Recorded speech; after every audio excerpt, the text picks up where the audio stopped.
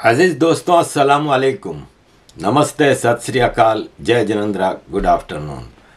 अजीज दोस्तों, आज से 3-4 साल पहले तक कोई हिंदुइज़्म एक्सट्रीमिज़म की बात नहीं कर रहा था, कोई हिंदुत्व एक्सट्रीमिज़म की बात नहीं कर रहा था।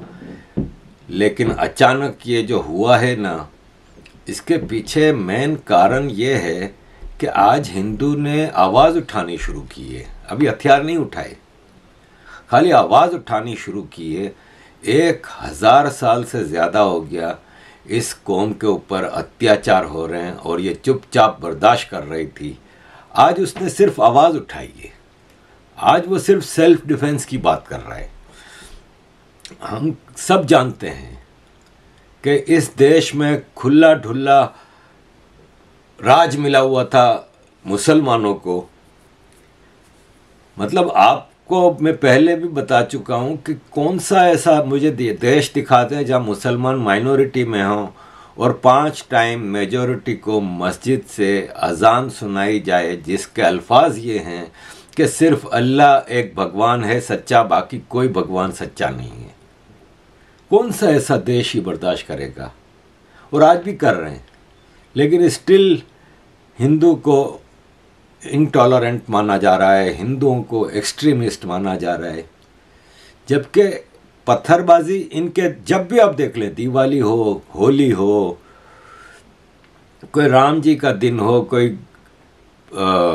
हनुमान जी का दिन हो, कोई भी दिन हो, इनके सेलिब्रेशन को सुकून से मनाने नहीं दिया जा रहा उस देश में जहाँ पे ये छोटी मोटी नहीं 80% मेजॉरिटी हैं। और फिर भी इनको इंटॉलरेंट माना जाता है।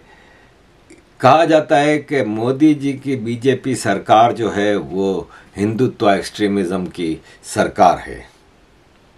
मोदी जी मंदिर जाते हैं तो ये लोग एतराज़ करते हैं कि मोदी जी मंदिर क्यों गए। मोदी जी मंदिर नहीं जाते तो ये लोग एतराज़ करते हैं कि मोदी जी मंदिर क्यों नहीं गए। और ये एक ही इकोसिस्टम है जो दोनों चीज़ें कहता है। अभी ईस्टर पे मोदी जी चर्च गए तो ये कह रहे हैं कि हनुमान जन्म उत्सव पे आपने मोदी जी को हनुमान मंदिर में देखा। राम नवमी पे आपने राम मंदिर में मोदी जी को देखा, लेकिन ईस्टर पे मोदी जी चर्च जा रहे हैं। और जितना टॉलरेंट ये बीजेपी की सरकार है, इतना तो कोई भी नहीं होगा।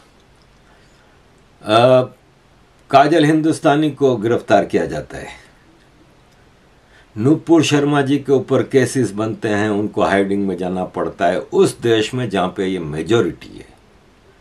और गुनाह इनका सिर्फ ये है कि ये वो बात कर रहे हैं जो कि कानूनन जायज़ है। नुपुर शर्मा जी ने एक सच बोला था, काजल हिंदुस्तानी ने सेल्फ डिफेंस की बात की। जब सामने मुसलमानों के घरों से बम निकले और वो कहें कि हमने ये बम सेल्फ डिफेंस में बनाए, तो काजल हिंदुस्तानी ने तो कहीं नहीं कहा कि आप एटम बम लेके निकलें। उन्होंने सिर्फ सेल्फ डिफेंस की बात की थी। अजीज दोस्तों, खराबियां 47 से शुरू हुई थी। अगर 47 से ही चीज़ों को करेक्ट रखा जाता तो शायद आज हिंदुस्तान बहुत आगे होता। सुनिए जरा 1 मिनट की वीडियो। दूरदर्शन से सत्यम शिवम सुंदरम का लोगो हटवाया, केंद्रीय नवोदय विद्यालय से अस्तो मा सद्गमय का श्लोक हटवाया, वंदे मातरम को आपने राष्ट्रगान बनने नहीं दिया। अपने किसी भी रैली में भारत माता की जय या वंदे मातरम के नारे आप लगने नहीं देते। अभी रुकी, अभी तो मैं शुरू हुई हूँ। 30,000 सिखों का हत्याकांड करवाया, इमरजेंसी लगवाई, नसबंदी कराई, हिंदुओं को हम दो हमारे दो का चूरन चटाया, राम को काल्पनिक बताया, राम सेतु का तोड़ने वालों का समर्थन किया, हज को सब्सिडी दी, अमरनाथ पर टैक्स लगाया, सोमनाथ मंदिर का निर्माण करने वाले सरदार वल्लभ भाई पटेल का विरोध किया, मंदिर का उद्घाटन करने वाले राजेंद्र प्रसाद का विरोध किया। आपने साधु संतों गौरक्षकों पर गोली चलवाई, आतंकी के लिए आधी रात को सुप्रीम कोर्ट का दरवाजा खुलवाया, 26/11 के पीछे हिंदुओं की साजिश बताई, आई। कैलाश मानसरोवर की न जाने कितनी जमीन आपने चीन को दे दिया, आधा कश्मीर आपने पाकिस्तान को दे दिया। हिंदू होकर यह सब कुछ जानकर अगर आप कांग्रेस का समर्थन करते हो तो धिक्कार है आप पे। जय श्री। अब आप देखें, मुख्तलिफ चीज़ें हैं। हिंदुइज़्म क्या है, हिंदुइज़्म के हवाले से हिंदुइज़्म की जो इंटेलेक्चुअल प्रॉपर्टी है उसको तबाह किया गया। आज से नहीं, 1000 साल पहले से, जब एक से एक यहाँ पे यूनिवर्सिटियाँ थीं उनको ख़त्म की गई, गुरुकुल ख़त्म किए गए, मदरसे कायम किए गए, कॉन्वेंट स्कूल और चर्च की निगरानी के स्कूल कायम किए गए। जिनकी आबादी, जिनका देश है, उनकी स्कूल्स ख़त्म किए गए, इनको पढ़ने तक नहीं दिया गया। तो ये ऐसी चीज़ें हैं जो दुनिया के दूसरे मुल्क तो बर्दाश्त नहीं करेंगे, लेकिन स्टिल इस सब के बावजूद हिंदू एक्सट्रीमिस्ट है। सुब्रमण्यम स्वामी जी से मुझे कई चीज़ों पे इख्तलाफ हो सकता है, लेकिन बहरहाल एक इंटेलेक्ट हैं, एक उनका एक नज़रिया है, एक चीज़ें हैं जो कभी सोचने पे मजबूर करती हैं। इनकी ये वीडियो ज़रा सुनिए हिंदुइज़्म के हवाले से, फिर मैं आगे आता हूँ। It says preservation of our ancient heritage, that's there in the Constitution. And yet, there is a new school which has emerged, which is telling us, particularly the Hindus, that you are being intolerant and you are being exclusive instead of inclusive. This country fought 800 years Islamic terror. Although Shivaji had Muslims in his army, so did Guru Gobind Singh, but they came as individuals.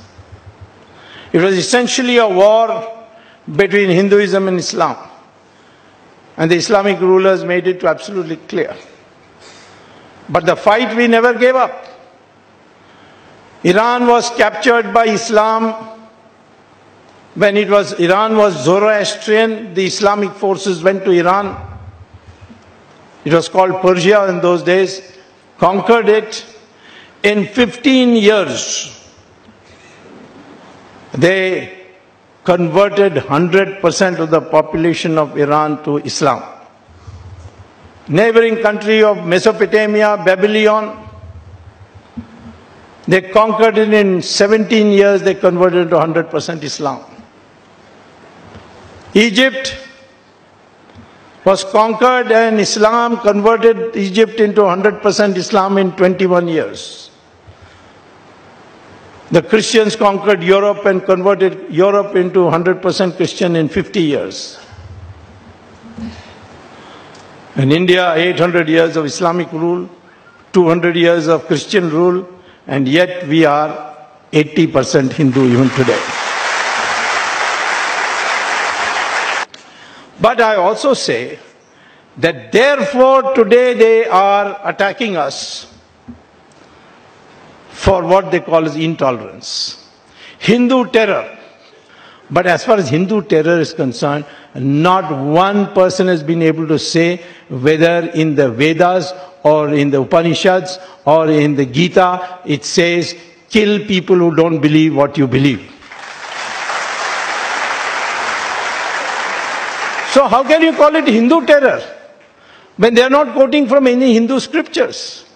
It's just a bunch of mad people who may be congressmen in disguise for all I know. Because many of the times we have investigated a matter, we found it's not Hindu terror. It has not got anything to do with Hindus at all. Hindu intolerance is growing. Intolerance is what? Or intolerance about what? What have we? Have we prevented anybody from speaking what they want? Has anybody been sent to jail for saying something against the BJP or the RSS? They will spread canards and canards. Mahatma Gandhi was killed by RSS. Which commission inquiry says that? Jawaharlal Nehru said it. But Jawaharlal Nehru is not the final authority. And most of the things that Jawaharlal Nehru said were on the instructions of Edwina Mountbatten.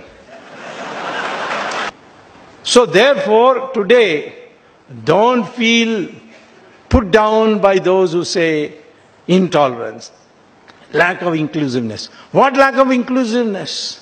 We BJP people, we RSS people, we Vishwadharishta people, we are trying to bring people as much together as possible.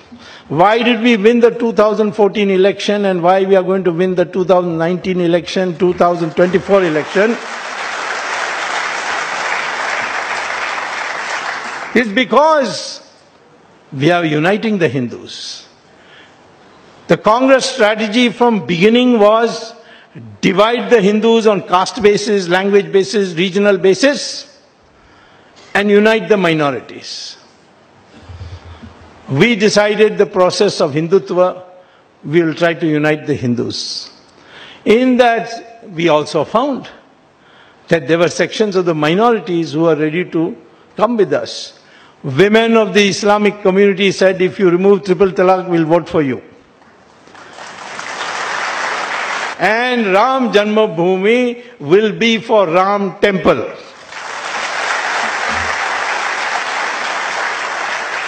Rajdeep Sardesai says instead of temple we should build a hospital.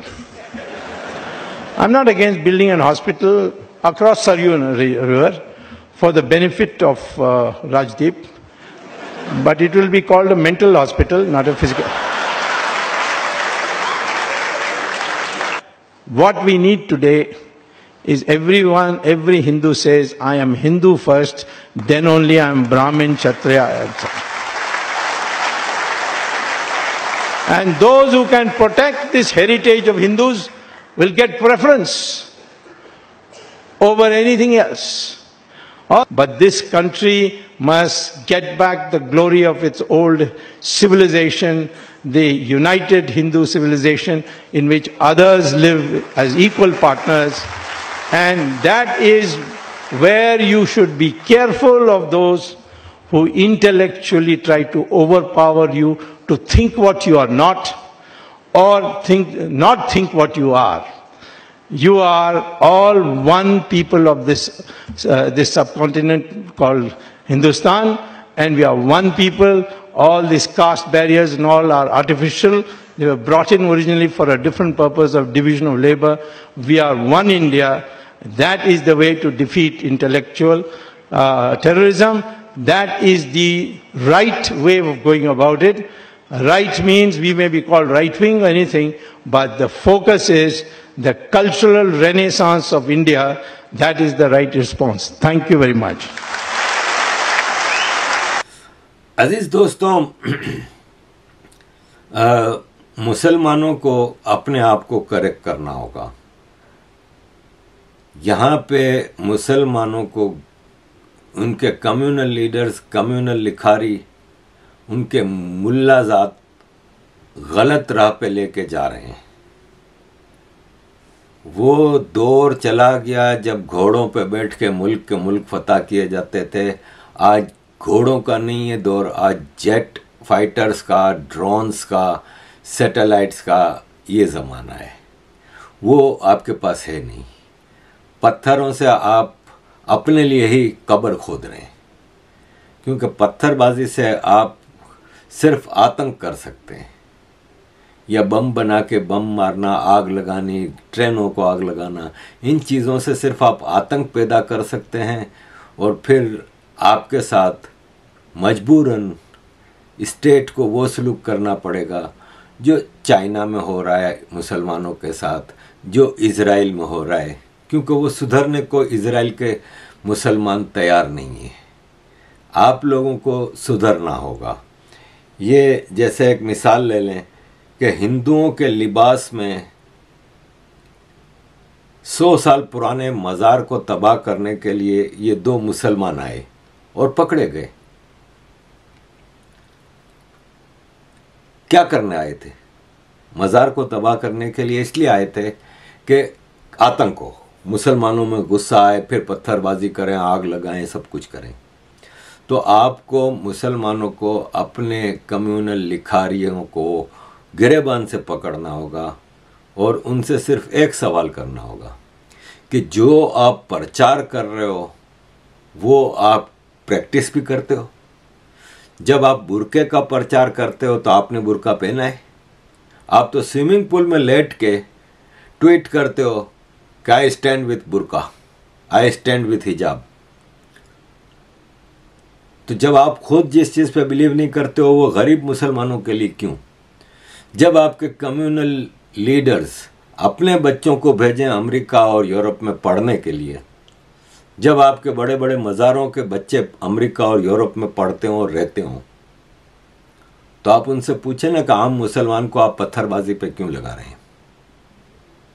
उनको भिड़ाने के लिए, उनको उनका life standard लो रखने के लिए। आपके बच्चे यूरोप अमेरिका के कॉलेजेस और यूनिवर्सिटी में पढ़ें, मुसलमान का बच्चा मदरसे में पढ़े, क्योंकि मदरसे का ज्ञान उनको सिर्फ आतंक की तरफ ही ले जा सकता है, उनको सुकून से नहीं रहने देगा।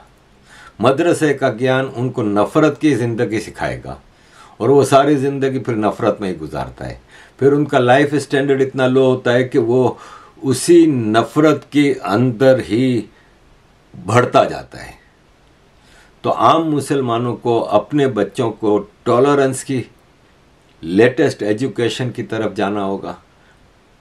टॉलरेंस सिखाएं, को एग्जिस्टेंस सिखाएं। ये ना सिखाएं कि सिर्फ आप मुसलमान हैं इसलिए आप सुपीरियर हैं और आप किसी और कौम के साथ नहीं रह सकते।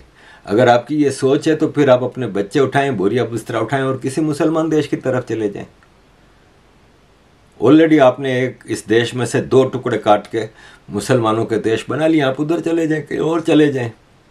वरना अपने बच्चों को कोएग्जिस्टेंस सिखाएं और उनको बताएं अपनी तारीख कि आपने इस देश पे कितने जुल्म किए हैं, इस मज़हब के नाम पे आपने इस देश के टुकड़े किए हैं और फिर भी आप उधर गए नहीं हो। तो ये इस कौम, हिंदू कौम की मेहरबानी है, एहसान है कि आपको इधर रहने दिया जा रहा है। दूसरा, आप अपनी 1000 साल तारीख, झूठी तारीख बच्चों को जो पढ़ाते हैं ना कि हमने ताजमहल बनाया, हमने ये, तो बताएं इनको कि आपने यहाँ तबाह क्या क्या किया। आपने यहाँ के पुराने मंदिरों को तोड़ के मस्जिदें बनाई हैं, कोई अच्छा काम नहीं किया। ये बताएं अपने बच्चों को। और ये भी बताएं कि यहाँ पे मुसलमान पूरे हिंदुस्तान पे कभी भी फातेह नहीं रहे, टुकड़े टुकड़े मिलते रहे इनको हिंदुस्तान के। और वो तारीख बताएं जो डॉक्टर ओमेंद्रा रत्नो जी अगली वीडियो में बताएंगे। ये वीडियो आज से मैंने 2.5-3 साल पहले शेयर की थी और मैंने पहली बार डॉक्टर ओमेंद्रा रत्नो जी को सुना था। एक बहुत ही काबिल इंसान हैं। मैं इंडिया आया था तो उनके साथ मेरे गुजारे हुए 3-4 दिन में मैंने बहुत सीखा, बहुत ही मुझे हिस्ट्री का ज्ञान मिला है उनसे। एक ज्ञानी आदमी है। एक इनकी वीडियो सुनिए, बार बार सुनने जैसी वीडियो है। And thank you very much अजीज दोस्तों for all your support, keep support. ये जो बार बार एक नैरेटिव बनाया गया कि साहब भारत जो है वो 1000 साल से गुलाम है, ये नैरेटिव भी भारत के इरफान हबीब और रोमिला थापर ने बनाया और इस देश के मुसलमानों ने बनाया कि कॉन्स्टेंटली इस पूरी कम्युनिटी को एहसास कमतरी में रखो, इंफिनिटी कॉम्प्लेक्स में रखो। जबकि ओमेन जी का कहना है कि हम इस तरीके से गुलाम नहीं रहे हैं, कभी भारत में मुगलों का पूरा राज नहीं हुआ है। और जो बहुत सारी लड़ाइयों, खासतौर से जो राजस्थान की बहुत से युद्ध थे, उसके बारे में कुछ नई रोशनी जो है डॉक्टर ओमेन जी बार बार कहते रहे। डॉक्टर साहब, आप जरा सा अपनी बात बताएं।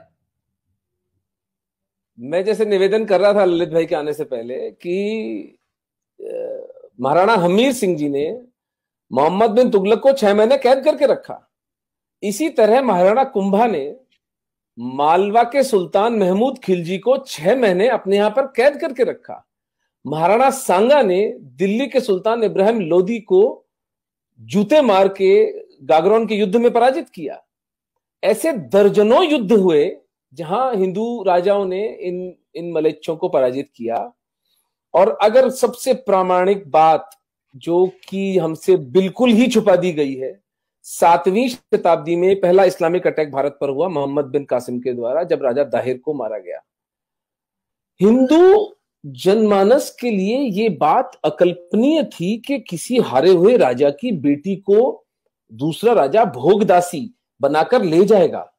सेक्स स्लेवरी हमारे चित्त में थी नहीं, लेकिन जब लोगों ने देखा होते हुए तो राजा दाहिर का बेटा भागकर महाराणा बाप्पा रावल चित्तौड़ के पास गया और उसने जब उनको कहानी सुनाई तो बाप्पा रावल को तुरंत समझ में आया कि ये जो मलेच्छों का टोला है, ये जो है इससे नॉन नेगोशिएबल है पीस।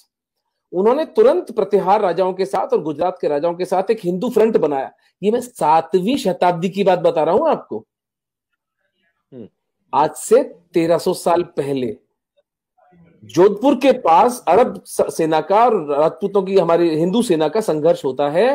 अरब खुद अपने एनल्स में लिखते हैं, हमें सर छुपाने की जगह नहीं मिली, वो नरसंहार किया राजपूतों ने हमारा। और महाराणा बाप्पा रावल ईरान तक उसको छोड़कर आए थे, पीटते पीटते मोहम्मद बिन कासिम को। आते वक्त अफगानिस्तान में सलीम नाम का एक राजा बिठा दिया था इन लोगों ने, तो उसको हटा के अपने भतीजे को वो वहां पर राजा बनाकर आए। हर 100 किलोमीटर पर राजपूतों की चौकियां बिठाते आए। उसका प्रमाण ये है, 7वीं शताब्दी से लेकर 1192 500 साल तक भारत इस्लामिक आक्रमणों से बचा रहता है उन चौकियों के कारण। राष्ट्रपिता का हुनर होते, राष्ट्रपिता बाप रावल थे इस देश। तो उस समय में जब कोई संचार माध्यम नहीं था, कुछ नहीं था, 500 साल तक हम सुरक्षित रहे उस महापुरुष की वजह से।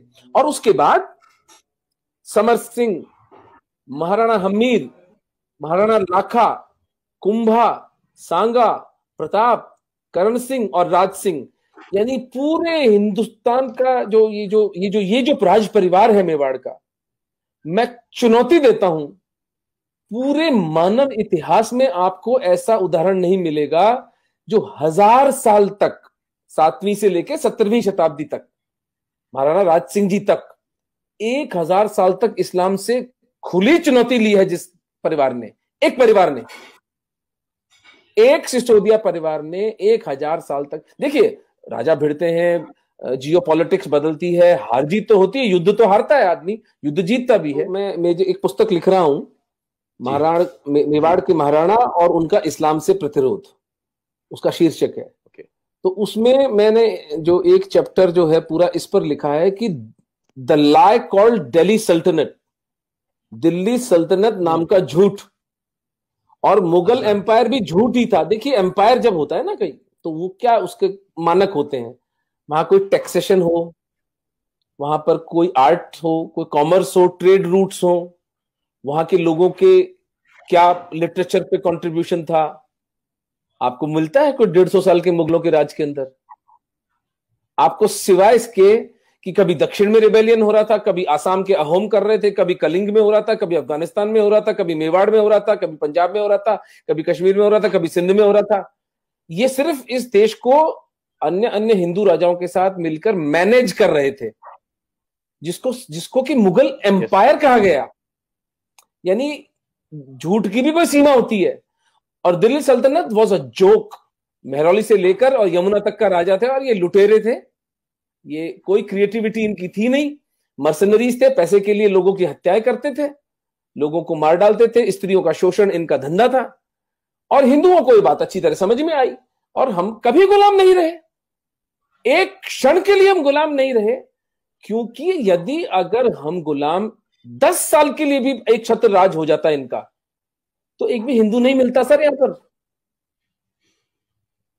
जो प्रताप की महानता निकल कर आती है वो इस बात से निकल कर आती है कि उन्होंने अपना भाला, अपनी तलवार, अपना बिगुल तब बजाया जब वो नितांत एकाकी रह गए थे। ईडर, आबू, बांसवाड़ा, डूंगरपुर, मालवा, आसपास के सब राज्य अकबर के समर्पण कर चुके थे, एक प्रताप नहीं झुके। आज अगर हम हिंदू हैं तो एक प्रताप के कारण। तो ये कहना कि भारत में हिंदू जो थे 1000 साल गुलाम रहे, भैया पर्शिया गुलाम हुआ था जो ईरान बन गया, मेसोपोटामिया गुलाम हुआ था तो इराक बन गया, इजिप्शियन सिविलाइजेशन गति देख लो उसकी क्या हुई है। आज 100 करोड़ हिंदू हैं तो इसलिए है क्योंकि हमारे पुरखों ने रक्त रंजित संघर्ष किया, इस माफिया के असली स्वरूप को पहचाना और उसका सबल सशक्त प्रतिकार किया। ये तो पिछले 70 साल में इन मलेच्छों ने क्या किया कि उसका भी मैं एनालिसिस कर रहा था कि 47 से लेकर 77 तक 5 हमारे जो शिक्षा मंत्री थे वो शांति दूत थे, जिसमें वो मदरसा छाप आजाद था, फिर वो नूरुल हसन, फिर वो हुमायूं कबीर, फखरुद्दीन अली अहमद, MC चागला। तो अब आपको आश्चर्य होता है कि आपकी हिस्ट्री से हमीर सिंह और कुंभा का नाम ही गायब है, और प्रताप को एक भगोड़ा कहा जाता है। प्रताप का असली युद्ध हुआ था दिवेर में 1583 में, 7 साल बाद हल्दी घाटी के, जहां उन्होंने 36,000 मुगलों को 3 दिन में काटा था, और पूरा का पूरा मेवाड़ प्रताप ने वापस पुनः ग्रहित कर लिया था दुनिया की सबसे पावरफुल मुगल एम्पायर से, सो कॉल्ड पावरफुल। तो ये सत्य है। अब इसको से निकाल दीजिए कि आप गुलाम रहे थे, हम गुलाम रहे थे, हम कभी गुलाम नहीं रहे। और जब उतनी भयंकर विपरीत परिस्थितियों में हम गुलाम नहीं रहे, तो आज तो हिंदू कहां कहां नहीं पहुंचे हुए हैं। अब केवल इस बात की आवश्यकता है कि हम कनेक्ट करें एक दूसरे के साथ, हम अपने रिसोर्सेस को पूलिंग करें, धर्मांश दें, एक दूसरे का सहायक बने। नैरेटिव का वॉर अच्छी तरह संजय दीक्षित सर, पुष्पेंद्र कुलशेष जी, कितने प्यारे प्यारे लोग अपना सर्वस्व दांव पर लगाकर लड़ रहे हैं। अब तो it's a matter of time कि हम इनको पराजित करें। They will not know what hit them. इनका खेल पूरा का पूरा समाप्त हो चुका है। जो दुख हमारी बच्चियों को, जो दुख हमारे कश्मीरी पंडितों को उठाने थे, वो उठा चुके। हाथ जोड़कर, सर झुकाकर क्षमा मांग सकता हूं, लेकिन अब ये सिलसिला समाप्त है। अब सनातन धर्म पुनर्जीवित और पुनर्विजयी होकर रहेगा, कोई विकल्प ही नहीं है।